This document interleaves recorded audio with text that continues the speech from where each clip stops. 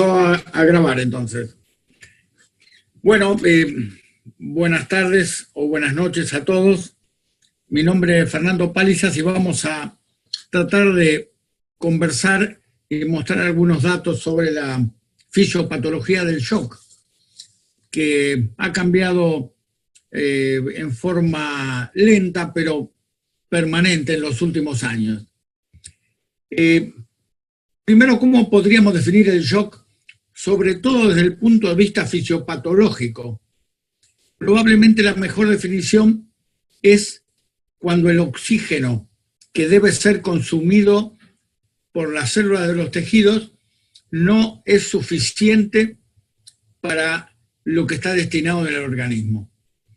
Es decir, que el lugar donde se consume el oxígeno, que son las mitocondrias de las células, no disponen o no pueden consumir el oxígeno que necesitan.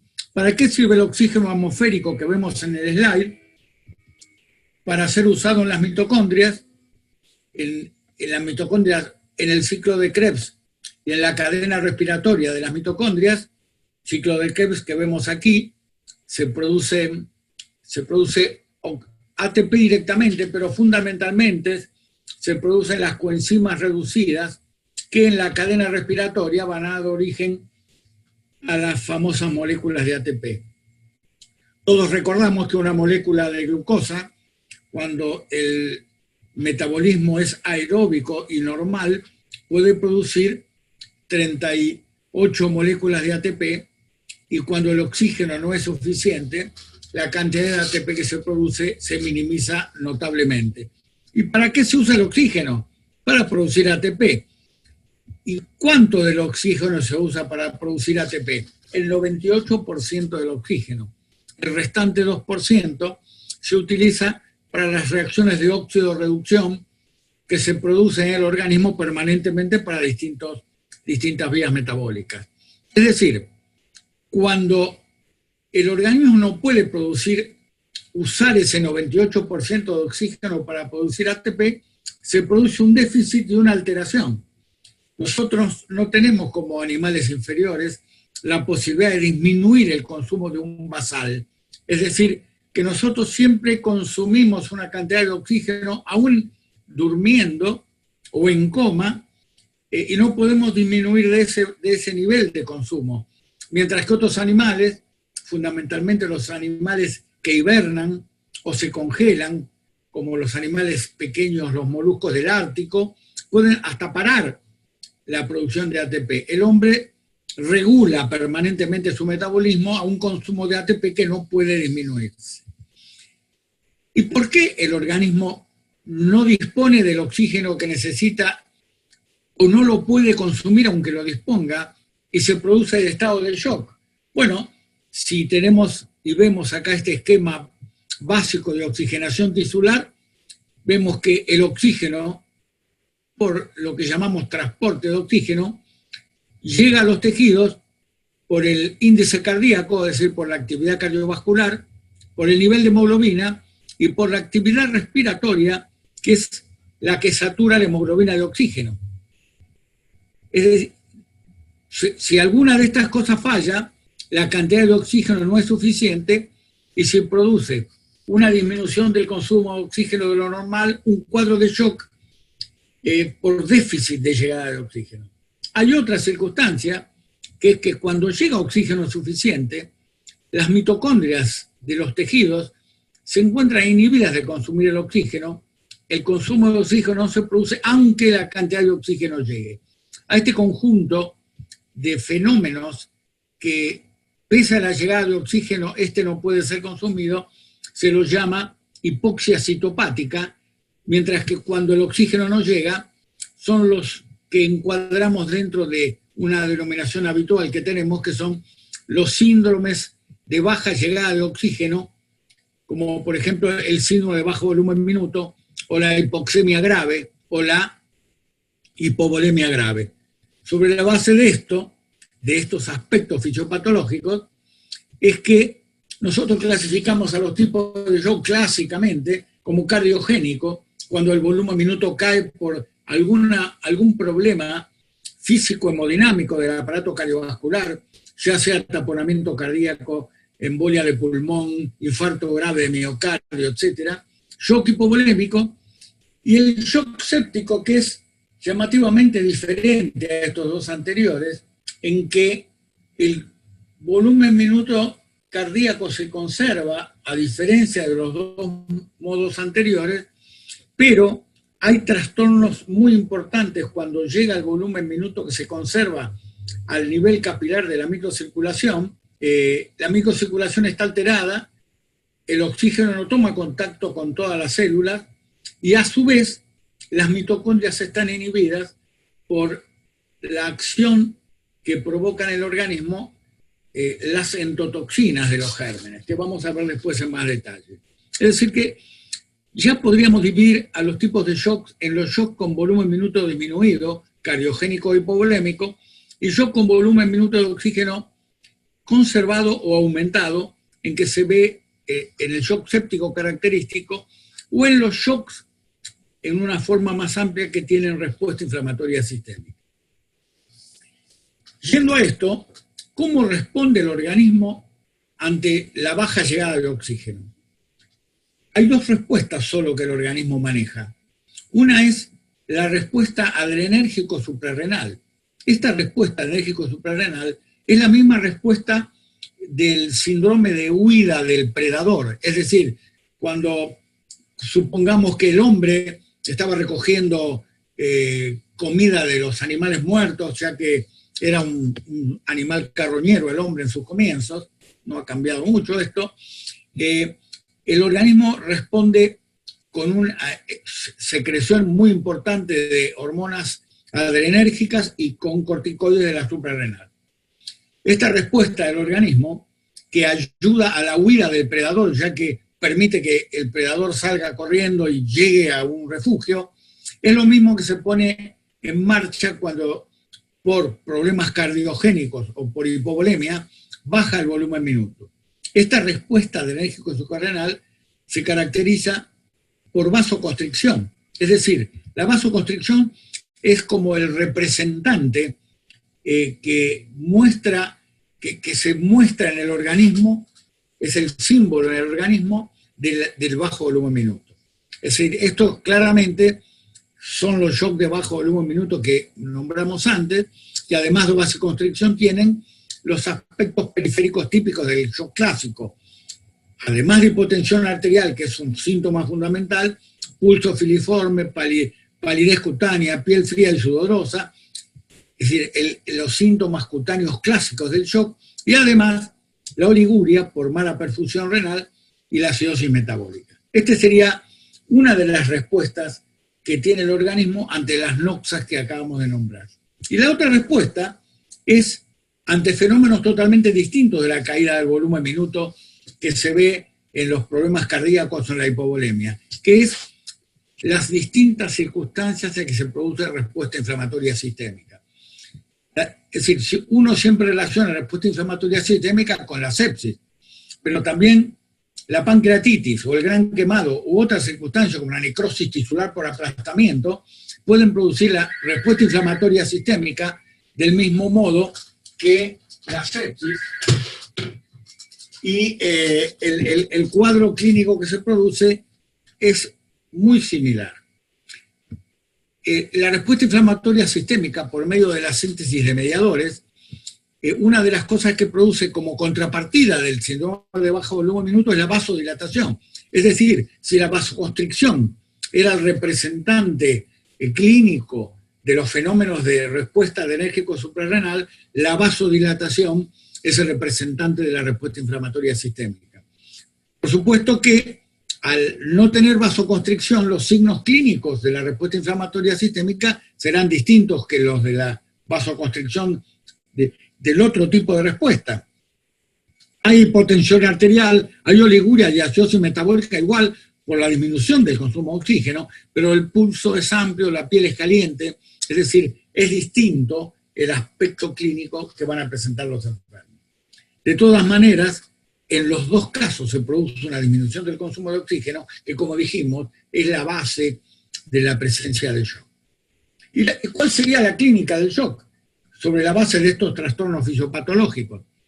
Hay 2 o 3 cosas que siempre debemos tener presente.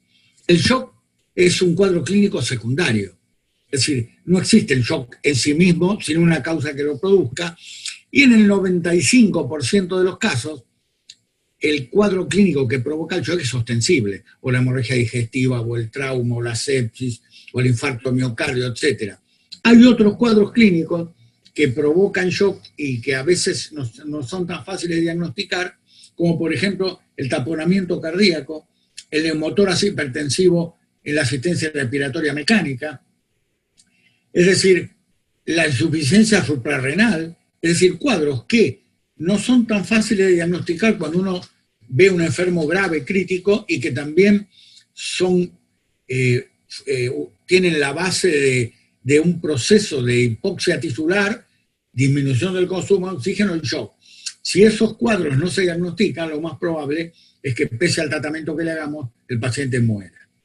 El otro aspecto del cuadro clínico que provoca el shock es la presencia de hipotensión arterial. Si bien todos hemos visto en las definiciones que el shock tiene menos de 90 de presión arterial sistólica o 30 o 40 milímetros de mercurio menos que la tensión arterial habitual. Yo tendría en cuenta fundamentalmente que casi todos los cuadros de shock que vamos a ver tienen menos de 90 de sistólica.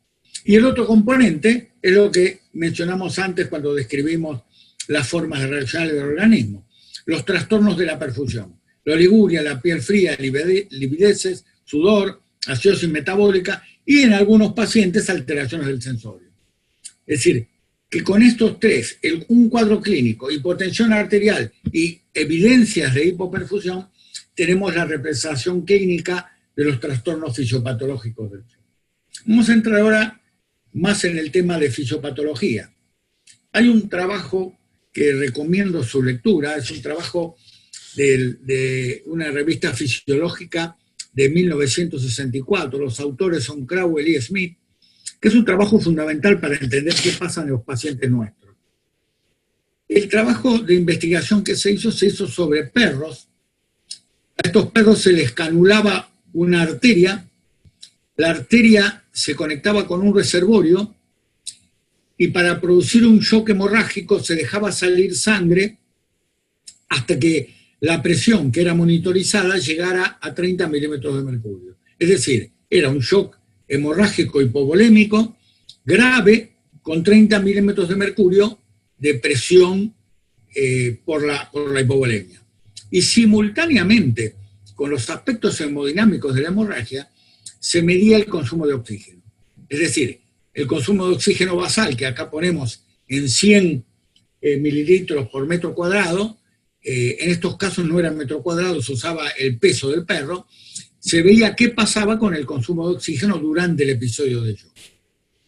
En este modelo, que es el de un grupo de los perros que se usaron en el experimento, se producía el shock en este momento, se producía el trastorno hemodinámico del shock hipovolémico con hipotensión arterial grave y una disminución concomitante del consumo de oxígeno.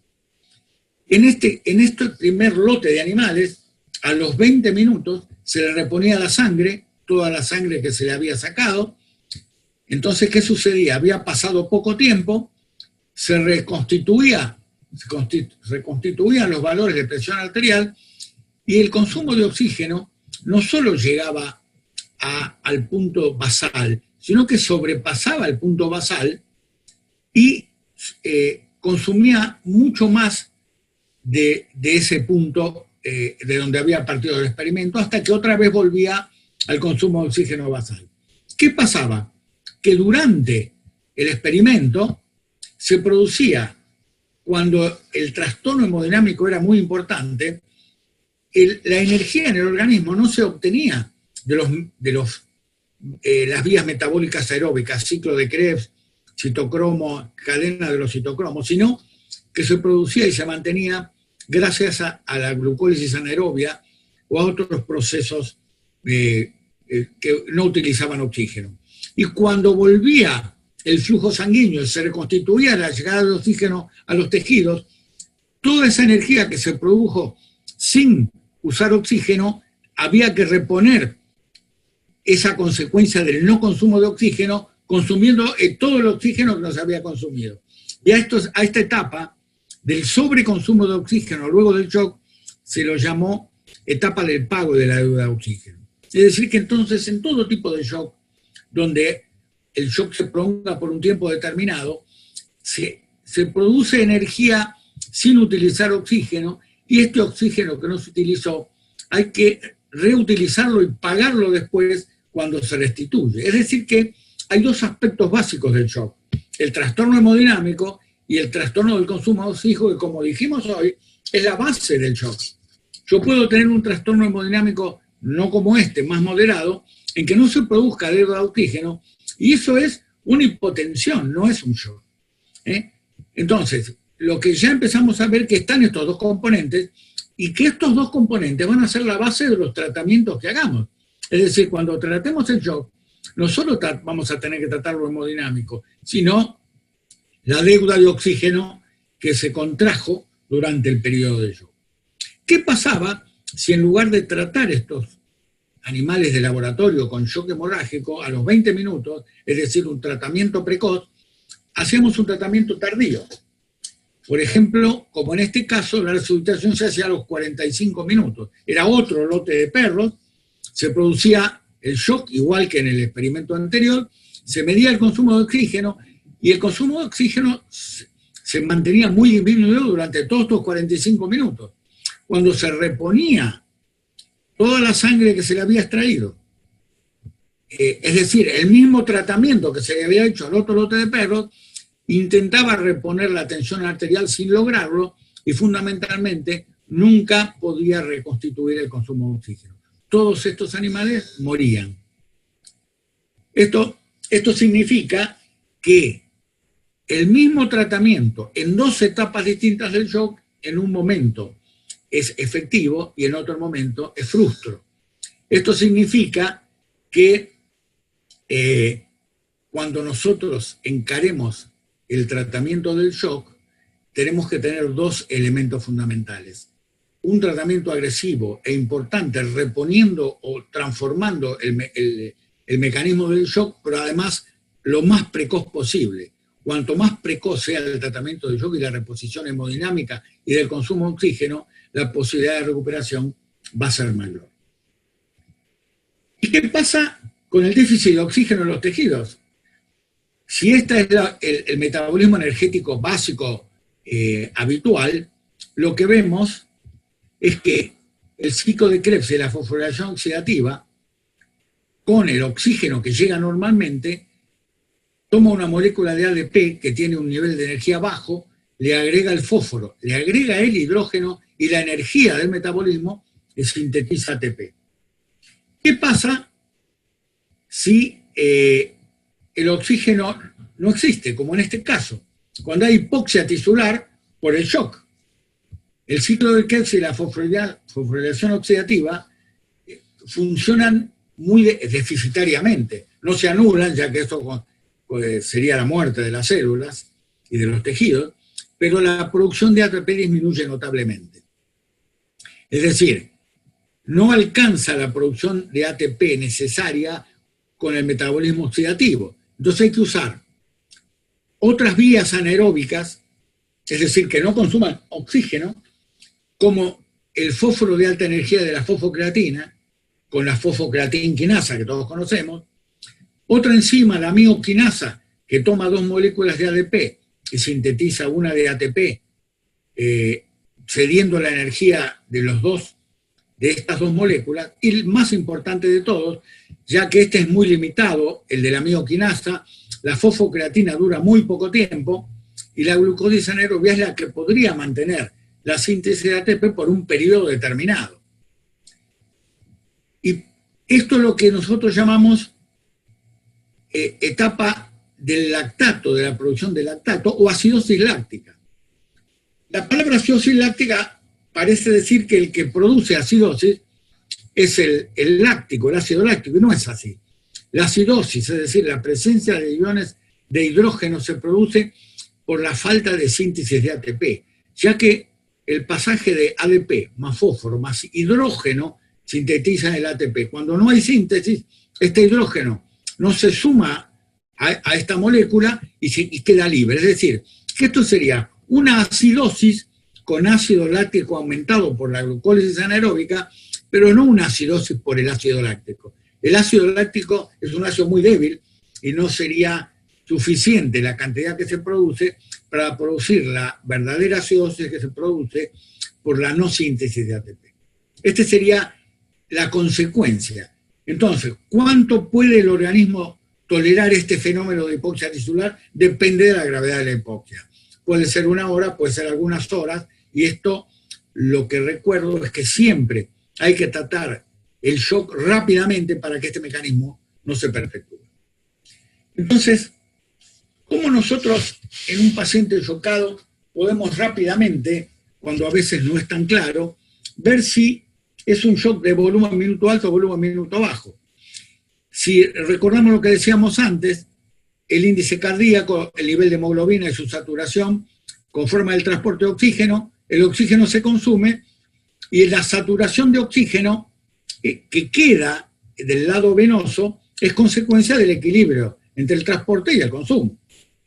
Cuando el consumo es constante, los pacientes en shock que están sedados y ventilados habitualmente, cuando el nivel de hemoglobina no varía, porque esto lo podemos controlar, y habitualmente si están ventilados, la saturación durante un tiempo razonable suele no variar, podemos ver que el índice cardíaco y la saturación venosa de oxígeno están claramente relacionados.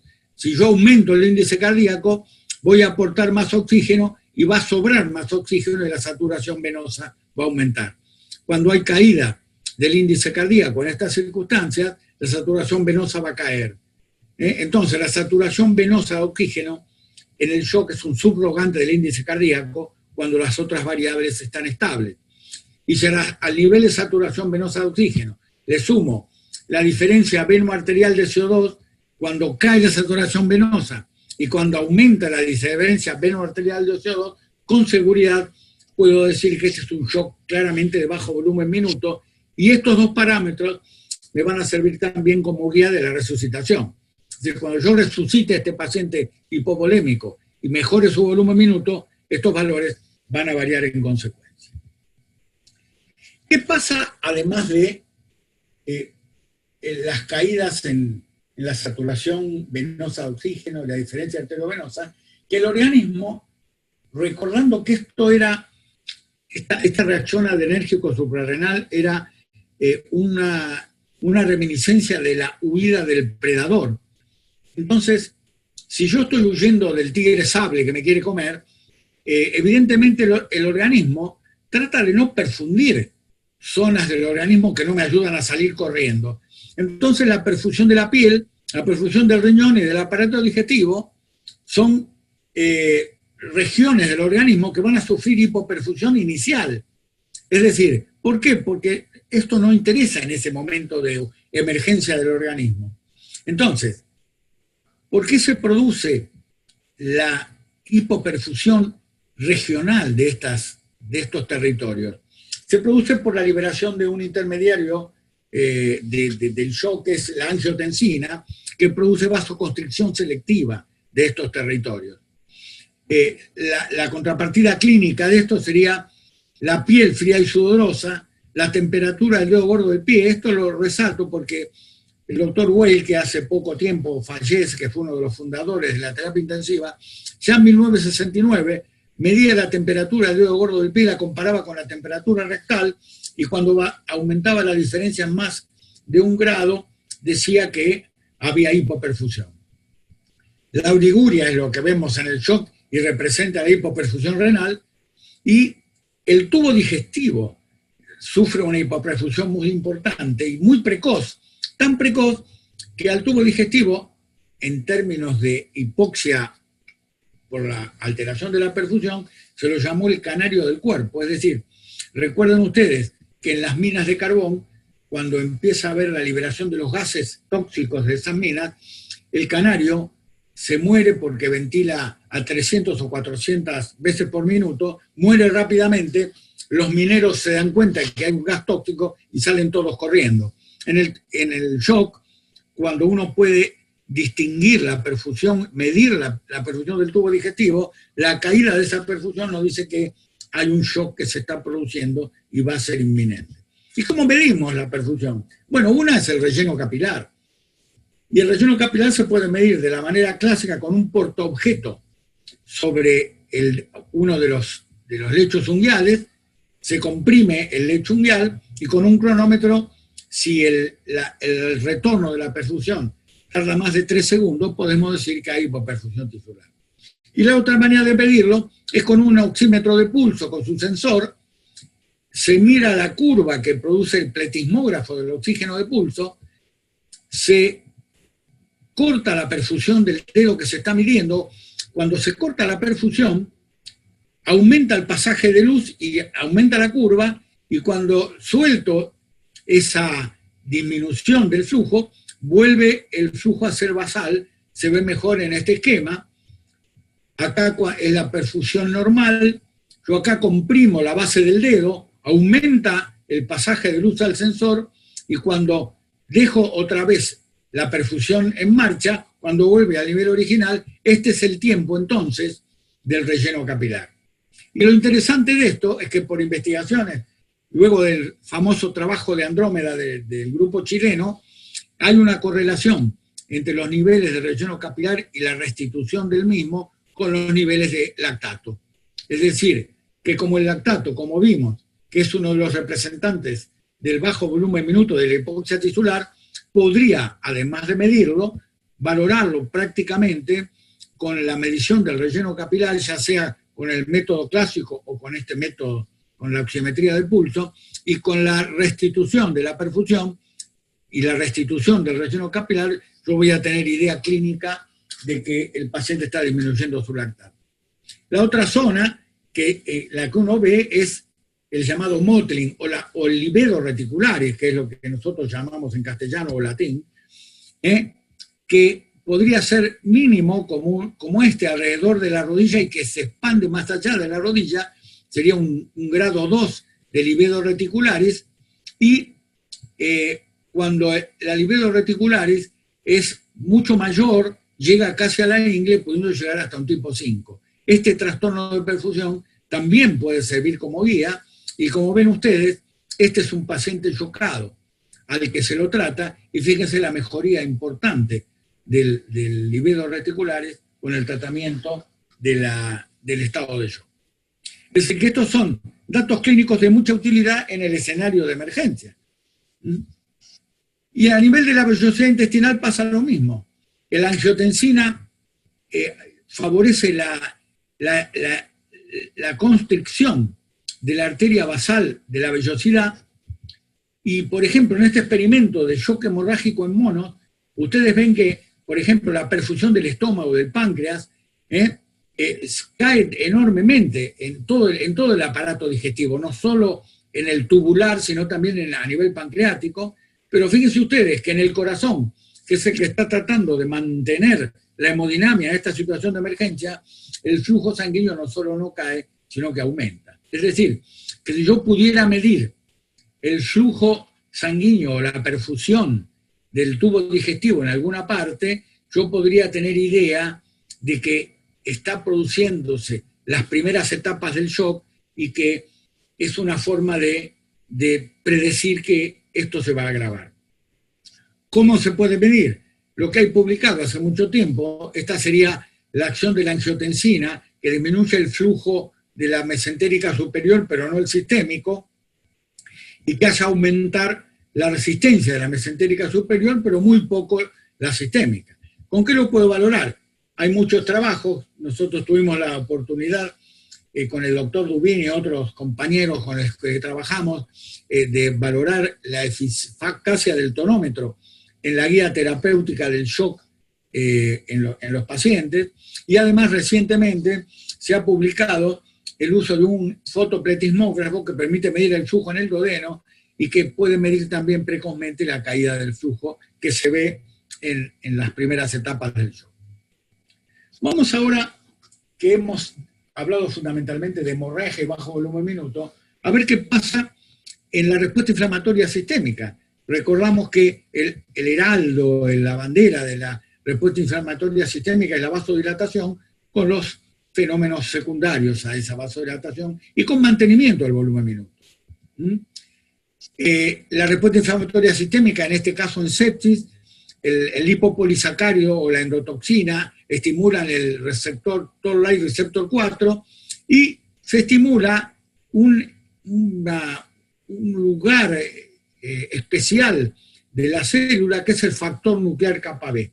Este factor nuclear kappa B tiene la propiedad de estimular la síntesis de ácidos nucleicos, fundamentalmente del ARN mensajero, para la síntesis de las citoquinas. Es decir, lipopolisacárido, o necrosis tisular, o hipoxia.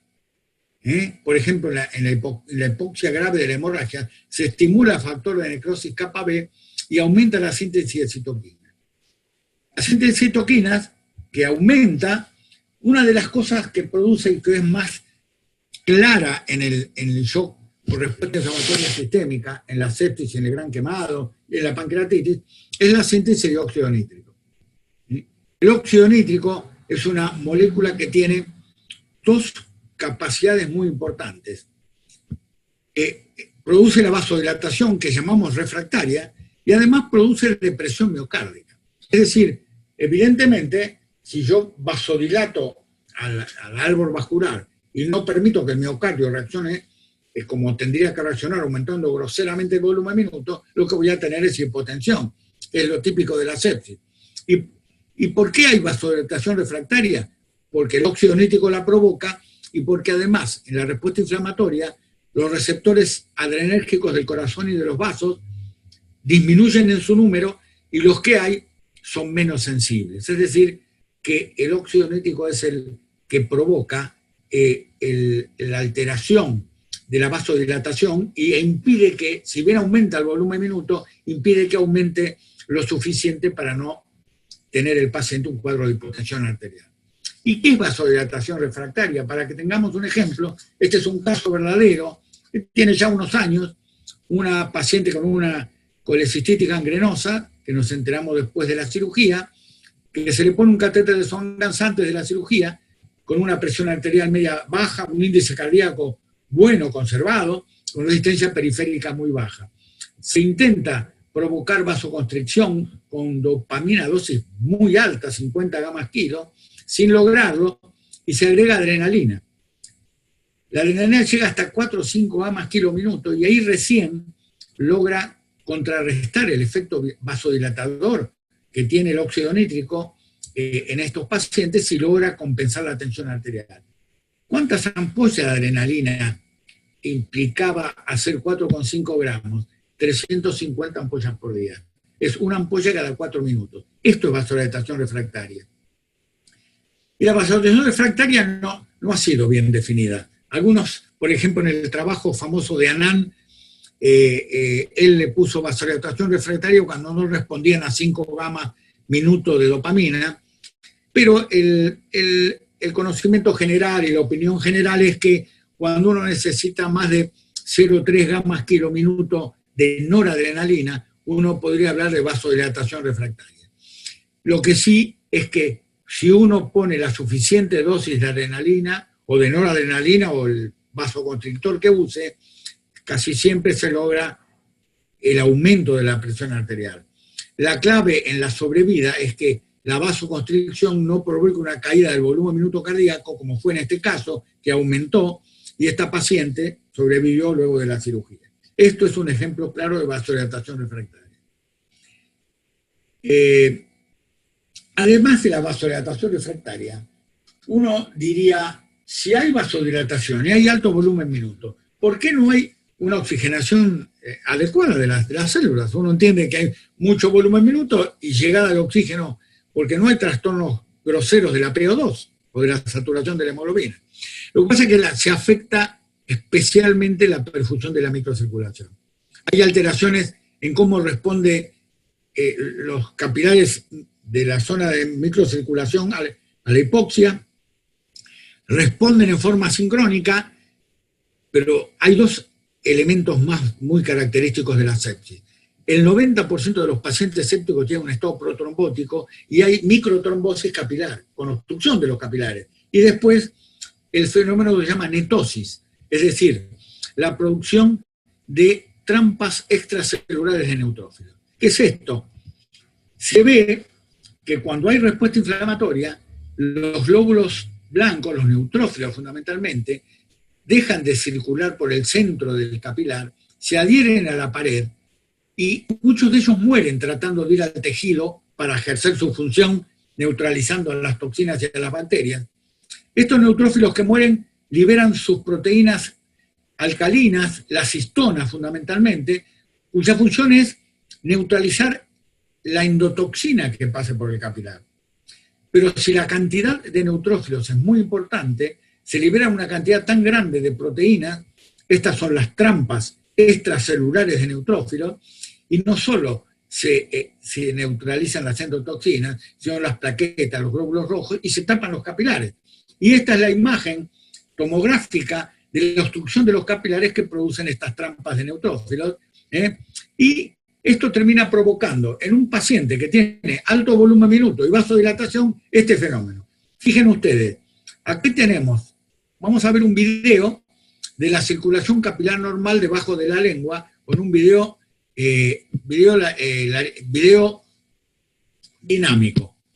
Ahí ustedes ven los hilos pequeños como estos, son los capilares, ustedes ven que son líneas continuas que se mueven, y fíjense la velocidad de las arteriolas y las vénulas, que es una velocidad intermedia, y no se interrumpe el flujo de los capilares, sino que es una línea continua con un ritmo de circulación de una velocidad que podríamos considerar normal. Vayamos entonces a un paciente séptico que se le pone una dosis de dopamina de 20 gamas kilo minuto y van a ver el fenómeno.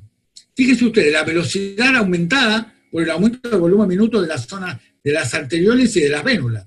Pero fíjense ustedes cuántos menos capilares hay, y hay capilares que no tienen flujo. Fíjense, acá se ven los glóbulos rojos detenidos en muchos lados. Es decir, que hay un montón de tejido que no está perfundido. Entonces, que simplemente la sangre pasa alejada muy rápido y no llega a poder, y en algunos lados no circula, como acá se ve claramente y en varios otros lados. Es decir, que entonces, estos fenómenos periféricos de la microcirculación son fundamentales en el trastorno de la hipoxia tisular y la disminución de la llegada del oxígeno en las células de los pacientes sépticos. Lo que pasa dentro de las mitocondrias de los sépticos, que hoy dijimos que podría haber llegada de oxígeno, pero por trastornos metabólicos ese oxígeno no podía ser consumido. Fíjense ustedes, este es el ciclo de Krebs, las coenzimas reducidas que entran a la cadena respiratoria, el complejo 1 de la cadena respiratoria es la NAD-deshidrogenasa, que permite que se sintetice agua y ATP. El óxido nítrico inhibe el sitio de llegada de las coenzimas reducidas a la cadena respiratoria. Al inhibirlo, disminuye todo este mecanismo y disminuye enormemente la cantidad de ATP. Y esto induce las disfunciones orgánicas. Es decir, al no haber suficiente ATP, que es fundamental para todos los procesos de membrana de las células, disminuye la síntesis de ATP y provoca disfunción. Entonces, parecería que el óxido nítrico es como la molécula mala de la película. Provoca trastornos hemodinámicos muy importantes, trastornos metabólicos muy importantes. Entonces, grupos de científicos dijeron, vamos a inhibir el óxido nítrico. No puede ser que lo dejemos actuar y llegar a estos trastornos. Entonces, se hicieron 2 trabajos multicéntricos randomizados usando inhibidores del óxido nítrico. ¿Y qué pasó? En los 2 trabajos aumentó la mortalidad de la inhibición del óxido nítrico. ¿Cómo puede ser? ¿Por qué aumenta la mortalidad si yo estoy inhibiendo una molécula que todo lo que parece que hace es daño? Una de las explicaciones podría ser esta. Fíjense ustedes. Este es un tejido. Acá en el tejido vemos las células. Acá está el capilar. Por el capilar llega el oxígeno, obviamente. Y el oxígeno, este capilar, tiene que abastecer la primera fila de células, la segunda fila y la tercera fila. Uno tiene presente que cuanto más lejos del capilar está la célula, le cuesta más acceder al oxígeno. Esto está facilitado habitualmente por la acción de la mioglobina, pero el capilar provee de oxígeno a esta célula y a esta otra célula más distante. ¿Qué pasa? Si yo inhibo el consumo de oxígeno de la primera línea de células, lo que hago es dejar que haya más oxígeno para la segunda línea. Y si yo inhibo el consumo de oxígeno de la segunda línea, dejo oxígeno para que se pueda nutrir la tercera línea de células. A este efecto beneficioso de la inhibición del consumo de oxígeno se lo llamó efecto Robin Hood, como está publicado, porque yo le robo oxígeno a las células ricas para darle a las células pobres. Esto entonces, si yo inhibo este efecto, probablemente haga que estas células alejadas entren en apoptosis o en necrosis más rápido, es decir, que el óxido nítrico parece ser más un protector de los tejidos que una molécula de daño. Y esto lleva a Mervyn Singer, que es un científico excelente que ha investigado sobre eso, que dice, ¿es la falla orgánica múltiple un parámetro de evolución o es una adaptación transitoria en las enfermedades críticas? Él dice que los tejidos que entran en disfunción hacen como una especie de hibernación, si lo podemos llamar así, para soportar los momentos de hipoxia tisular sin llegar a la necrosis. Esto es interesante porque uno piensa a veces que lo que tiene que hacer es aumentar el volumen minuto, aumentar el oxígeno para que salgan de la disfunción, y lo que en realidad tiene que hacer es tratar la causa que origina todo, tratar mejor la sepsis, al quemado o a la pancreatitis aguda. Volviendo entonces al shock, recordamos que el shock era un cuadro clínico secundario con hipotensión arterial y trastornos de la perfusión. Y que cuando nos acerquemos a un paciente en shock, con todo este conocimiento fisiopatológico que sobre el que estuvimos conversando, recordemos que el shock puede ser producido por neumotórax hipertensivo, por taponamiento cardíaco, y cuando hay una hipovolemia que no responde a la expansión, piensen en insuficiencia suprarrenal, en el shock medular del trauma y en la anafilaxia. Si no pensamos en estos cuadros, los pacientes con shock que respondan a este mecanismo no van a salir con el tratamiento convencional del shock. Entonces, la resucitación inicial tiene que ser rápida, agresiva, y se debe compensar la hemodinamia por un lado y la oxigenación tisular por otro. Si yo compenso solo la hemodinamia con un goteo de no adrenalina, por ejemplo, y no me preocupo de corregir la oxigenación tisular, como ustedes van a ver seguramente en las charlas sobre tratamiento, el resultado va a ser ominoso. De esta resucitación inicial que se hace rápida y agresivamente, depende el pronóstico del paciente. Muchas gracias por la atención.